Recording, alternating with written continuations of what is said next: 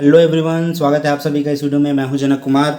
तो इस वीडियो में हम फिर से देखने वाले हैं model questions for SAIL DRDO Tata और other competitive exam for metallurgy. ठीक है, तो ये इस सीरीज़ का 6वां वीडियो है। मैंने इससे पहले 5 वीडियो और बना रखा है। ठीक है, तो अगर आपने वो वीडियो नहीं देखा है तो इस वीडियो के डिस्क्रिप्शन में आपको उसका लिंक मिल जाएगा, वहाँ से आप प्रीवियस जितने भी वीडियोज़ है वो आप देख सकते हो। ओके, और आगे बढ़ने से पहले अगर आपने इस चैनल को सब्सक्राइब नहीं किया है तो please subscribe this channel. Okay, तो चलिए आज की इस वीडियो की हम शुरुआत करते हैं। देखते हैं पहला क्वेश्चन। तो पहला क्वेश्चन है यहाँ पे C/A ratio of HCP unit cell is. तो C/A रेशियो जो है HCP यूनिट सेल का कितना होता है। देखिए पहले मैं बता देता हूँ C/A रेशियो क्या होता है। आपको जो HCP स्ट्रक्चर होता है ना, इस तरीके से हेक्सागोनल क्लोज्ड पैक्ड स्ट्रक्चर होता है आपका। ठीक है, इस तरीके से होता है HCP स्ट्रक्चर। ठीक है, तो इसका जो लैटिस पैरामीटर है ना, वहाँ पे आपको सी और ये दोनों देखने को मिले। तो सी देखो, इसमें सी क्या होता है, इस सेंटर से ये बॉटम वाले सेंटर तक जो ये जो डिस्टेंस है ना, ये होता है सी। ठीक है, उसके बाद यहाँ से इस सेंटर से इसके कॉर्नर तक, एक हेक्सागोन के कॉर्नर तक जो डिस्टेंस होता है वो होता है ए। ठीक है, तो ये सी होता है और ये होता है ए। तो ये बोल रहे हैं कि इसका रेशियो का वैल्यू क्या होता है, C/A रेशियो का वैल्यू क्या होता है। ऑप्शन यहाँ पे 1.633, 1.733, 0.633 या 0.733। ठीक है, तो देखिए यहाँ पे राइट आंसर है आपका 1.633। ठीक है, तो इसका रेशियो 1.633 होता है। ठीक है, तो चलिए देखते हैं अब नेक्स्ट क्वेश्चन। देखिए आज के जितने भी क्वेश्चन हैं ना, थोड़े से मतलब टफ हैं। ठीक है, उसका लेवल थोड़ा सा ऊपर है। मैंने जानबूझ के ऐसा किया है ताकि आपका नॉलेज जो है और इम्प्रूव हो। ठीक है, इसलिए मैंने ऐसे ऐसे क्वेश्चंस लिए हैं जो थोड़े से आपके लिए टफ हो सकते हैं, बट नॉलेज आपको बहुत सारा आज मिलने वाला है। ठीक है, अब देखते हैं next question. Process of making hollow casting by permanent mold without use of core is known as। ये बोल रहे हैं कि वो कौन सा कास्टिंग टेक्निक है जिसे हम हॉलो सेक्शन बनाते हैं विदाउट यूज़ ऑफ कोर। ठीक है, कोर का यूज़ के बिना हम हॉलो सेक्शन बनाते हैं। ठीक है, ऑप्शन है यहाँ पे permanent mould casting, die casting, slush casting या सेंट्रीफ्यूगल कास्टिंग। ठीक है, तो राइट आंसर है यहाँ पे स्लस कास्टिंग। ठीक है, स्लस कास्टिंग से हम हॉलो सेक्शन बनाते हैं और यहाँ पे हम कोई कोर का यूज़ नहीं करते। देखिए इसमें होता क्या है, इसमें आपका परमानेंट मोल्ड होता है। जैसे मान लीजिए ये मान लीजिए आपकी मोल्ड कैविटी है। ठीक है, इस तरीके से है ना। तो ये जो होता है परमानेंट मोल्ड होता है। इसमें हम क्या करते हैं, मेटल को पोर कर देते हैं। जो भी मेटल होगा इसको हम पोर कर देंगे यहाँ पे। ठीक है, उसके बाद इसको थोड़ी देर रुकेंगे। तो थोड़ी देर रुकोगे तो क्या होगा, यहाँ पे जो कांटेक्ट में आएगा ये जो इसकी सरफेस में जो कांटेक्ट में आएगा जो मेटल, वो सॉलिडिफाई होना चालू होगा और एक मेटल का एक शेल बना लेगा। ठीक है, जितना टाइम दोगे आप इसको उतना मोटा यहाँ पे मेटल का शेल बनेगा। ठीक है, तो अगर आपको वो शेल प्राप्त हो गया जितनी मोटाई आपको चाहिए, उसके बाद आप क्या करोगे, इसको ऐसे पलट दोगे, इसको कास्टिंग इस मोल्ड को। तो क्या होगा, एक्स्ट्रा मेटल जितना है वो बाहर आ जाएगा और जो आपका सॉलिड जो शेल बना है यहाँ पे वही बस रह जाएगा। ठीक है, तो ये सॉलिड शेल ही क्या है आपका, एक तरह से आपका कास्टिंग प्रोडक्ट है। ठीक है, तो इस तरह से हम विदाउट यूज़ ऑफ कोर जो है हम लोग हॉलो सेक्शन बना सकते हैं स्लस कास्टिंग से। अब देखते हैं next question. Matte smelting is used in the extraction of. तो मैट स्मेल्टिंग किसके लिए यूज़ करते हैं, लेड, जिंक, एल्युमिनियम या कॉपर। ठीक है, तो यहाँ पे राइट आंसर है कॉपर। ठीक है, कॉपर के लिए हम क्या करते हैं, मैट स्मेल्टिंग का यूज़ करते हैं। देखते हैं नेक्स्ट क्वेश्चन। कैथोड इन इलेक्ट्रोकेमिकल सेल ऑलवेज कैरीज। तो जो इलेक्ट्रोकेमिकल सेल होता है उसमें कैथोड क्या क्या होता है, नेगेटिव। ऑप्शन है negative charge, positive charge, actually positive charge. ठीक है, जीरो चार्ज या depend upon nature of cell. ठीक है, तो यहाँ पे राइट आंसर है कैथोड हमेशा नेगेटिव चार्ज होता है इलेक्ट्रोकेमिकल सेल में। ठीक है, बहुत जगह पे हम इलेक्ट्रोकेमिकल सेल का यूज़ करते हैं, जैसे कॉपर रिफाइनिंग हो गया, बहुत सारे रिफाइनिंग है। एल्युमिनियम का जब हम एक्सट्रैक्शन करते हैं वहाँ पे भी सेल बनाया जाता है। तो इसमें क्या होता है, इलेक्ट्रोकेमिकल सेल में 3 इंपॉर्टेंट चीज़ होता है ना। इसमें एक होता है कैथोड, एक होता है एनोड और होता है इलेक्ट्रोलाइट। ये 3 चीज़ जो है इंपॉर्टेंट होता है किसी भी सेल में। ठीक है, तो एक कैथोड होता है और एक जो है वो एनोड होता है। तो याद रखिए इलेक्ट्रोकेमिकल सेल में जैसे कैथोड है तो कैथोड हमेशा क्या कैरी करेगा, नेगेटिव चार्ज कैरी करेगा। ठीक है, एनोड हमेशा क्या करेगा, पॉजिटिव चार्ज कैरी करेगा, है ना। तो देखिए आपको याद होगा, जब हम कॉपर की रिफाइनिंग करते हैं ना, तो वहाँ पे जो कॉपर आयन्स जो होते हैं, इस इलेक्ट्रोलाइट में क्या होते हैं, कॉपर आयन होते हैं। वो कॉपर आयन कहाँ जमा होने लगते हैं, कैथोड में जमा होते हैं। ठीक है, तो आप सोच सकते हो कि जो कॉपर आयन है ये पॉजिटिव चार्ज है। जो कॉपर आयन होता है ना उसका क्या होता है, पॉजिटिव चार्ज होता है, और जो कैथोड होता है उसका नेगेटिव चार्ज। तो ये जितना कॉपर आयन है ना इसमें जाके चिपक जाते हैं, किसमें, कैथोड में। ठीक है, तो ये जो कॉपर आयन होता है ना, तो इसमें 2 इलेक्ट्रॉन की कमी होती है, तो इसको 2 इलेक्ट्रॉन कौन प्रोवाइड करता है? कैथोड। कैथोड इसको 2 इलेक्ट्रॉन प्रोवाइड कर देता है, तो ये बन जाता है कॉपर। ठीक है, यही कॉपर क्या होता है, कैथोड में जा करके चिपकने लगता है। ठीक है, तो इस तरीके से क्या होता है, आपका कॉपर का रिफाइनिंग होता है। सेम एल्युमिनियम को जो एक्सट्रैक्शन होता है वो भी इसी पे बेस्ड होता है ना। इसके अलावा जो इलेक्ट्रोकेमिकल प्रिंसिपल होता है कोरोजन का, इलेक्ट्रोकेमिकल प्रिंसिपल ऑफ कोरोजन, उस वो भी इसी चीज़ पे बेस्ड होता है। उसमें क्या होता है, कैथोड होता है, एक कैथोड बन जाता है और एक एनोड बन जाता है। ठीक है, तो हमेशा जो है जो मतलब जो कोरोजन होता है वो हमेशा एनोड पार्ट में होता है। एनोड पार्ट में हमेशा कोरोजन होता है और कैथोड पार्ट आपका कोरोजन होने से बच जाता है। ठीक है, तो इस ये सब प्रिंसिपल ना इलेक्ट्रोमेटलर्जी में बहुत इस्तेमाल होता है। ठीक है, तो उसको आपको याद रखना है। अब देखते हैं नेक्स्ट क्वेश्चन। तो नेक्स्ट क्वेश्चन है यहाँ पे, मेलेबलाइजेशन हीट ट्रीटमेंट परफॉर्म्ड ऑन। तो मेलेबलाइजेशन हीट ट्रीटमेंट किस में परफॉर्म करते हैं? कास्ट स्टील में, ग्रे कास्ट आयरन में, वाइट कास्ट आयरन में, नॉडुलर कास्ट आयरन में। ठीक है, तो राइट आंसर है यहाँ पे वाइट कास्ट आयरन। ठीक है, तो हम वाइट कास्ट आयरन का क्या करते हैं, मेलेबलाइजेशन करते हैं। तो वाइट कास्ट आयरन का जब हम मेलेबलाइजेशन करते हैं तो हमको स्फेरिकल ग्रेफाइट्स प्राप्त होते हैं। ठीक है, कास्ट आयरन में तो वो स्फेरिकल ग्रेफाइट्स क्या करते हैं, जो कास्ट आयरन की जो डक्टिलिटी है ना उसको इंप्रूव कर देता है। ठीक है, और वाइट कास्ट आयरन में आपका क्या होता है, सीमेंटाइट होता है। ठीक है, और ये वाइट कलर का होता है इसलिए इसको हम क्या बोलते हैं, वाइट कास्ट आयरन। इसमें सीमेंटाइट होता है और जब हम इसका मेलेबलाइजेशन करते हैं तो हमको क्या मिल जाता है, स्फेरिकल ग्रेफाइट्स। तो इससे डक्टिलिटी जो है कास्ट आयरन की बढ़ जाती है। ठीक है, नेक्स्ट क्वेश्चन देखते हैं, स्टेनलेस स्टील वेल्डेड यूजिंग। तो स्टेनलेस स्टील का वेल्डिंग हम कैसे करते हैं, ऑक्सी एसिटिलीन फ्लेम से, आर्क वेल्डिंग से, ऑक्सी हाइड्रोजन फ्लेम्स, या इनर्ट गैस आर्क वेल्डिंग से। तो राइट आंसर यहाँ पे इनर्ट गैस आर्क वेल्डिंग। ठीक है, इसके थ्रू हम क्या करते हैं, स्टेनलेस स्टील का वेल्डिंग करते हैं। अब देखते हैं next question, the primary strengthening mechanism in 70-30 brass is. तो 70-30 ब्रास मतलब होता है कि इसमें कॉपर जो है 70% है और 30% आपका जिंक है, इसको 70-30 ब्रास बोलते हैं। तो इसमें मेन स्ट्रेंथनिंग मैकेनिज्म कौन सा होता है? ऑप्शन है solid solution strengthening, precipitation hardening, dispersion strengthening, या ऑर्डर हार्डनिंग। ठीक है, तो राइट आंसर है यहाँ पे सॉलिड सॉल्यूशन स्ट्रेंथनिंग। ठीक है, क्योंकि 30% जो जिंक है ना वो कॉपर में डिजॉल्व रहता है, तो यहाँ पे ये सॉलिड सॉल्यूशन बना रहा है। ठीक है, तो इसलिए सॉलिड सॉल्यूशन स्ट्रेंथनिंग होता है 70-30 ब्रास में। अब देखते हैं next question, the preferred alloying element for low temperature application of steel is. तो मतलब यहाँ पे ये पूछ रहा है कि जो स्टील होता है अगर उसको आपको लो टेम्परेचर में इस्तेमाल करना है तो उसमें कौन सा अलॉइंग एलिमेंट होना चाहिए। ठीक है, ऑप्शन है क्रोमियम, नाइट्रोजन, मोलिब्डेनम, या निकल। ठीक है, तो राइट आंसर है यहाँ पे निकल। ठीक है, तो देखिए आपको मैं बता दूं कि ये लो टेम्परेचर एप्लीकेशन के लिए जो स्टील यूज़ होता है ना उसमें निकल हम क्यों ऐड करते हैं। देखिए एक टर्म मैं आपको बता दूं, एक टर्म है DBTT करके। DBTT मतलब होता है ductile to brittle transition temperature. ठीक है, तो हर स्टील का अपना DBTT होता है। ठीक है, मान लीजिए किसी स्टील का DBTT जो है वो 10 डिग्री सेल्सियस है। ठीक है, तो ये DBTT टेम्परेचर क्या बोलता है, क्या बताता है कि अगर वो स्टील को आप 10 डिग्री सेल्सियस से कम टेम्परेचर में यूज़ करोगे तो वो आपका ब्रिटल बिहेव करेगा। ठीक है, लेकिन उसी स्टील को अगर आप 10 डिग्री सेल्सियस के ऊपर यूज़ करोगे तो वो डक्टाइल बिहेव करेगा, उसमें टफनेस रहेगा। ठीक है, तो ये ductile to brittle transition temperature होता है हर स्टील का। ठीक है, तो ये जो DBTT है ना वो हमेशा कम होना चाहिए। ठीक है, क्योंकि जितना कम होगा उतने कम टेम्परेचर में आप उसको इस्तेमाल कर सकते हो। ठीक है, वो ब्रिटल नहीं होगा। ठीक है, तो कई ऐसे स्टील होते हैं जिसको हम ऐसे एरिया में यूज़ करते हैं जहाँ पे टेम्परेचर कम होता है, जैसे मान लीजिए कश्मीर वाले एरिया में है, या मान लीजिए कोई यूरोपियन कंट्री है वहाँ पे वो स्टील यूज़ होने वाला है, तो वहाँ पे बहुत ठंड पड़ती है, तो वहाँ पे DBTT की वैल्यू स्टील की हमेशा कम होनी चाहिए। ठीक है, तो उसके लिए हम क्या करते हैं, निकल का एडिशन करते हैं। ओके, चलिए ठीक है, अब देखते हैं next question, in the Bayer process bauxite is digest using. तो बायर प्रोसेस में हम बॉक्साइट को किस में डाइजेस्ट करते हैं, किस में डिजोल्व करते हैं, ये पूछ रहा है। ऑप्शन है H2SO4, NaOH, NH3, या HCl। ठीक है, तो राइट आंसर है यहाँ पे NaOH।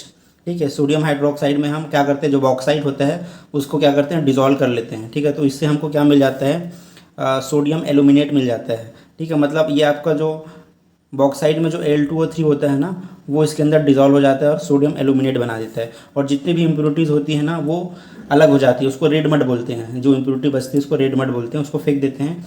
ठीक है, तो अल्टीमेटली बायर प्रोसेस से हमको क्या मिलता है, एलुमिना मिलता है, प्योर एलुमिना। ठीक है, तो प्योर एलुमिना प्राप्त करने के लिए हम बायर प्रोसेस करते हैं। ठीक है, तो चलिए अब देखते हैं next question. In Pidgeon process the reducing agent used is, तो पीजीएन प्रोसेस में हम रिड्यूसिंग एजेंट कौन सा यूज़ करते हैं? ऑप्शन है कार्बन, कार्बन मोनोऑक्साइड, हाइड्रोजन या फेरोसिलिकॉन। तो राइट आंसर है यहाँ पे फेरोसिलिकॉन। तो फेरोसिलिकॉन को हम as a reducing agent use करते हैं पीजीएन प्रोसेस में। ठीक है, जो पीजीएन प्रोसेस है ना वो मैग्नीशियम प्रोडक्शन के लिए काम आता है। ठीक है, जो और होता है मैग्नीशियम का वो होता है मैग्नीशियम ऑक्साइड। तो इसको रिड्यूस करने के लिए हम यूज़ करते हैं सिलिकॉन का, मतलब फेरोसिलिकॉन का। ठीक है, ये इस रिएक्शन करके क्या बना लेता है? SiO2। ठीक है, SiO2 प्लस Mg। तो इस तरीके से क्या silicon as a reducing agent काम करता है। ठीक है, अब ये जो रिएक्शन होती है ना इलिंगम डायग्राम के हिसाब से मतलब थर्मोडायनामिकली पॉसिबल नहीं है, क्योंकि जो मैग्नीशियम ऑक्साइड होता है ना वो इलिंगम डायग्राम में नीचे की ओर होता है और SiO2 ऊपर होता है। तो इस हिसाब से क्या है कि मैग्नीशियम ऑक्साइड जो है वो ज़्यादा स्टेबल होता है। ठीक है, लेकिन इस प्रोसेस को आगे बढ़ाने के लिए यहाँ पे बहुत ज़्यादा हीट प्रोवाइड किया जाता है। ठीक है, क्योंकि ये जो रिएक्शन है ना वो एक तरह से एंडोथर्मिक रिएक्शन है। तो अगर आपको इस रिएक्शन को कराना है तो आपको बहुत हाई टेम्परेचर देना पड़ेगा। ठीक है, तो बहुत हाई टेम्परेचर में रिएक्शन कराया जाता है और यहाँ पे जो मैग्नीशियम बनता है ना उसको तुरंत यहाँ से हटाया जाता है। ठीक है, तो मैग्नीशियम का जो बॉइलिंग पॉइंट होता है ना वो लगभग 1090 के आसपास होता है। तो इतना टेम्परेचर मेंटेन करते हैं ताकि जो मैग्नीशियम आपका यहाँ पे प्रोड्यूस हो रहा है वो तुरंत वेपर बन के बाहर निकल जाए। ठीक है, तो इस तरह से इस रिएक्शन को हम क्या बनाते हैं? फेवरेबल। ठीक है, अब हम देखते हैं नेक्स्ट क्वेश्चन। तो नेक्स्ट क्वेश्चन है यहाँ पे the load elongation curve of metal does not describe. तो जो लोड इलोंगेशन कर्व होता है मतलब आप बोल सकते हो कि स्ट्रेस स्ट्रेन जो कर्व होता है वो किस चीज़ को डिस्क्राइब नहीं करता है। ऑप्शन है work hardening, yield stress, an isotropic index या नेकिंग स्ट्रेन को। ठीक है, तो राइट आंसर है यहाँ पे एन आइसोट्रॉपिक इंडेक्स। तो ये जो आपका स्ट्रेस स्ट्रेन कर्व है ना इसको नहीं बताता है, एन आइसोट्रॉपिक इंडेक्स को। अब ये एक्चुअली में होता क्या है मैं आपको बता देता हूँ। एन आइसोट्रॉपिक इंडेक्स, देखिए इससे पहले आपको बता देता हूँ कि आइसोट्रॉपिक क्या होता है। देखिए अगर मान लीजिए कोई मेटल है, ये मान लीजिए कोई मेटल है तो इसका जो लॉन्गिट्यूडनल डायरेक्शन जो होता है मान इसको बोलते हैं लॉन्गिट्यूडनल डायरेक्शन और इसको बोलते हैं ट्रांसवर्स डायरेक्शन। तो इसकी जो प्रॉपर्टी है जैसे स्ट्रेंथ है, डक्टिलिटी है, टफनेस है, अगर दोनों डायरेक्शन में समान है, दोनों डायरेक्शन में आपका स्ट्रेस की वैल्यू, स्ट्रेंथ है और डक्टिलिटी टफनेस की वैल्यू समान आ रही है, प्रॉपर्टीज़ की वैल्यू, तो इसको बोलेंगे कि ये आइसोट्रॉपिक मटेरियल है, हर डायरेक्शन में समान प्रॉपर्टी है। ठीक है, अगर ऐसा नहीं है तो उसको बोलते हैं एन आइसोट्रॉपिक मटेरियल। ठीक है, जनरली जो भी स्टील होता है जब हम रोलिंग करते हैं ना तो इसके लॉन्गिट्यूडनल डायरेक्शन की अलग वैल्यू आता है प्रॉपर्टीज़ की और ट्रांसवर्स डायरेक्शन का अलग प्रॉपर्टी आपको मिलती है। ठीक है, तो स्टील क्या होता है? एन आइसोट्रॉपिक होता है, जनरली जो रोल्ड स्टील होता है वो। ठीक है, तो इसके बारे में आपका स्ट्रेस स्ट्रेन कर्व जो है वो कोई जानकारी नहीं देता। ओके, चलिए अब देख लेते हैं नेक्स्ट क्वेश्चन। तो नेक्स्ट क्वेश्चन है यहाँ पे a case carburized and hardened steel component has. तो जो केस कार्बोराइड स्टील होता है उसके बारे में पूछ रहे हैं। उसमें क्या होता है? Compressive stress at the surface, tensile stress at the surface, compressive stress at the core या tensile stress at the core.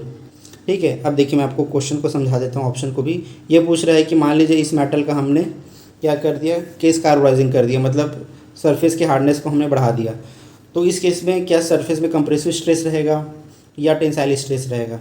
ठीक है, या इसके जो कोर में, कोर मतलब मिडिल पोर्शन में, यहाँ पे कंप्रेसिव स्ट्रेस रहेगा या टेंसाइल स्ट्रेस रहेगा, ये पूछ रहा है। तो राइट आंसर है यहाँ पे compressive stress at the surface. तो जब आप कार्बोराइजिंग हीट ट्रीटमेंट करते हो ना तो सरफेस में क्या होता है? कंप्रेसिव स्ट्रेस जनरेट हो जाता है जिसको कंप्रेसिव रेसिडुअल स्ट्रेस बोलते हैं। ठीक है, तो इससे क्या होता है? जो फटिक प्रॉपर्टी होती है ना मेटल की वो बढ़ जाती है। ओके, इसको आप याद रखिए। अब देखते हैं नेक्स्ट क्वेश्चन। नेक्स्ट क्वेश्चन है यहाँ पे in homogeneous system in equilibrium the total number of independent thermodynamic variable is. ठीक है, यहाँ ठीक है ऑप्शन है यहाँ पे C+1, C-1, C+1 या C+2। यहाँ पे C क्या है? नंबर ऑफ कंपोनेंट है। ठीक है, तो देखिए एक्चुअली में इसका आंसर आपको प्राप्त होगा गिब्स फेज रूल से। तो गिब्स फेज रूल क्या बोलता है? उसका फॉर्मूला है P+F = C+2, जहाँ पे P क्या है? नंबर ऑफ फेजेस है। ठीक है, P क्या है? यही है डिग्री ऑफ फ्रीडम। ठीक है, यहाँ पे वो जो बोल रहे हैं ना इंडिपेंडेंट थर्मोडायनेमिक वेरिएबल, इसी को बोल रहे हैं F को। इसको डिग्री ऑफ फ्रीडम भी बोलते हैं। C यहाँ पे क्या है? नंबर ऑफ कंपोनेंट है। और 2 यहाँ पे क्या है? 2 मतलब वैल्यू है सीधा 2। ओके, तो देखिए यहाँ पे क्या बोल रहे हैं? होमोजीनियस सिस्टम मतलब यहाँ पे नंबर ऑफ फेज एक ही होगा तभी इसको होमोजीनियस सिस्टम बोल रहे हैं। तो यहाँ पे P का मान क्या है? 1 है। ठीक है, F के बारे में पूछा गया कि F कितना होगा। ठीक है, तो F को हम F रखते हैं इधर होता है C+2। ठीक है, तो इस 1 को हम क्या करेंगे, इस तरफ ले जाएंगे, तो ये F इज इक्वल टू हो जाएगा C+2 माइनस 1, तो इसकी वैल्यू हो जाएगी C+1 हो जाएगा। ठीक है, तो F इज इक्वल टू आपको कितना मिला, F इज इक्वल टू आपको मिला C+1।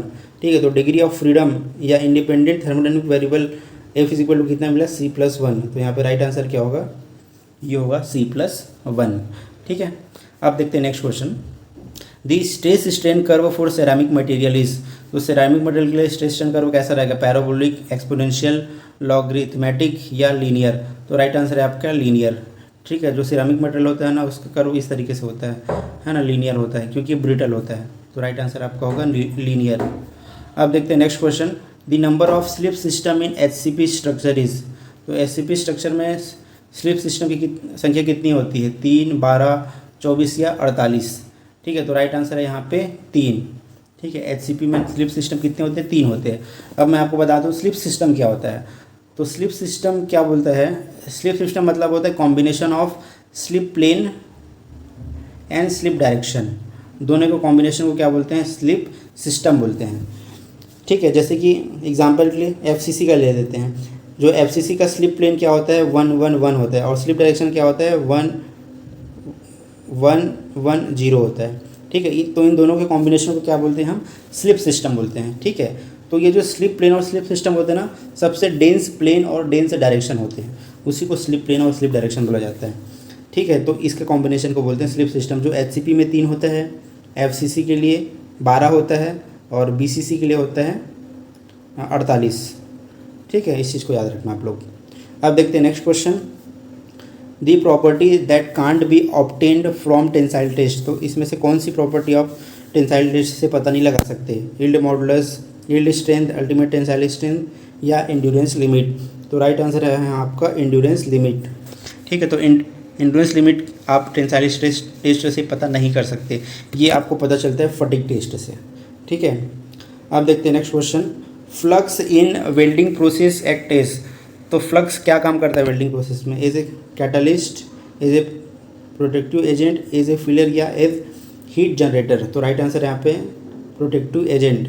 ठीक है, फ्लक्स क्या करता है, वेल्डिंग के समय जो मेटल ऑक्साइड जनरेट होता है ना, मेटल ऑक्साइड उसके साथ रिएक्शन करके क्या बना लेता है, स्लैग बना लेता है।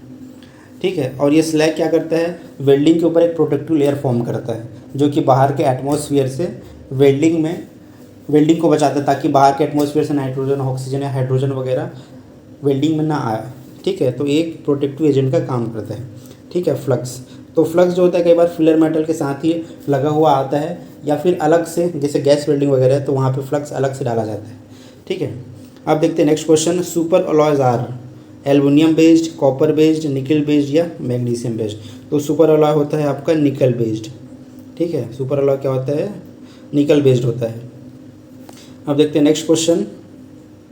Fatigue resistance in steel is reduced by, तो जो फटिग रेजिस्टेंस होता है, ठीक है, या इसको अलग भाषा में बोलो तो फटिग जो स्ट्रेंथ होता है स्टील में, वो कैसे रिड्यूस होता है, वो कैसे कम हो जाता है, क्यों कम हो जाता है। ऑप्शन है decarbonisation, polishing of surface, reducing grain size या शॉर्ट पिनिंग। ठीक है, तो देखिए राइट आंसर है आपका डिकार्बोनाइजेशन। ठीक है, तो जो फटिग स्ट्रेंथ जो होता है, ठीक है, या फटिग जो रेजिस्टेंस होता है वो कैसे कम हो जाता है, डिकार्बोनाइजेशन से। ठीक है, अब देखिए मैं फटिग के बारे में थोड़ा सा बता दूं। फटिग मतलब होता है साइक्लिक लोडिंग या रिपीटिव लोडिंग। तो जब हम साइक्लिक लोडिंग या रिपीटिव लोडिंग देते हैं ना, तो मेटल में क्रैक जनरेट होता है। तो क्रैक जनरली जो जनरेट होता है ना, वो सरफेस से होता है।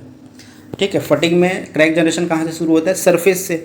ठीक है, तो अगर सरफेस में डिकार्बोनेशन हुआ रहेगा, ठीक है, या थोड़ा सा भी स्केल होगा या स्क्रैचेस वगैरह होंगे ना, तो वहाँ से बहुत जल्दी से क्रैक जनरेट हो सकता है। ठीक है, तो इससे फटिग स्ट्रेंथ आपका कम हो जाता है। तो डिकार्बोनेशन अच्छा नहीं है फटिग स्ट्रेंथ के लिए। ठीक है, इसके अलावा जो पॉलिशिंग ऑफ सरफेस है वो बहुत अच्छा है। अगर आपका सरफेस बहुत पॉलिश रहेगा तो फटिग स्ट्रेंथ जनरली बढ़ जाता है। ग्रेन साइज रिडक्शन से भी फटिग स्ट्रेंथ बढ़ जाता है।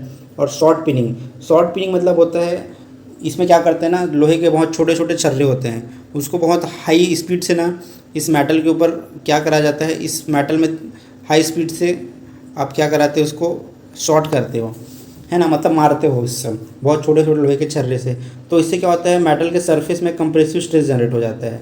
ठीक है, तो जितने पूरे आउटर पार्ट है ना उसमें हम कंप्रेसिव स्ट्रेस जनरेट कर देते हैं। तो ये जो कंप्रेसिव स्ट्रेस है ना वो क्या करता है, फटीग स्ट्रेंथ को बढ़ाता है।